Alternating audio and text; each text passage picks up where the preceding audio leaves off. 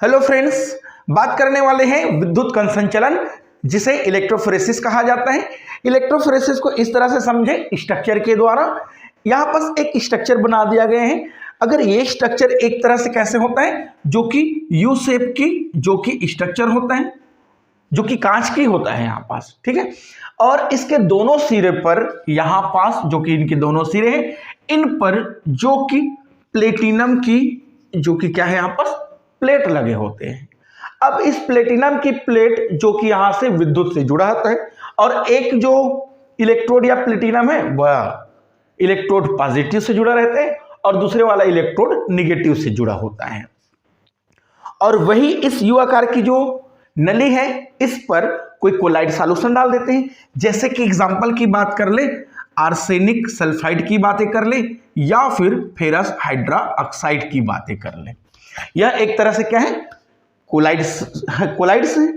अगर यहां पास arsenic sulphide जो कि निगेटिव कोलाइड होता है, अगर इसे यहां पास यू आकार की नली में डाल दिया जाए, तब इस यू आकार की नली में जो इलेक्ट्रोड लगा हुआ है, इस इलेक्ट्रोड को विद्युत दिया जाए, बाहर से यहां पास विद्युत दे देंगे। एक जो कि पॉजिटिव से जुड़ा हुआ है और एक जो कि निगेटिव आयंस के द्वारा जुड़ा रहेगा। जब इस तरह से निगेटिव जो कोलाइड्स है इसमें जब डालेंगे, तब यहां से जो कि अपने विपरीत जो इलेक्ट्रोड है उस ओर गमन करेगा। अगर यहां पास आर्सेनिक सल्फाइड जो कि नेगेटिव कोलाइड्स है, तो यहां पास वह जो कि इस तरह से इस पॉजिटिव इलेक्ट्रोड की ओर यहां इधर क्या है गमन करेगा।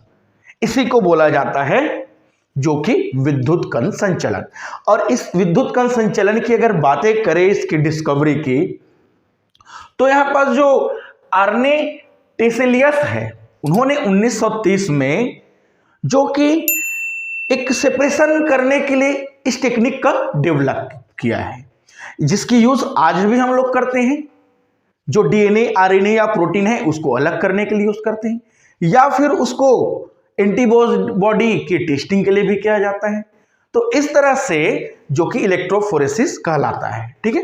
क्या बोले हम लोग इलेक्ट्रोफोरेसिस के लिए, कि जब कोई कोलाइडी विलयन को विद्युत आवेश में रखा जाता है, तो उस कोलाइडी विलयन उस इलेक्ट्रोड के विपरीत आवेश की ओर गमन करना इलेक्ट्रोफोरेसिस कहलाता है।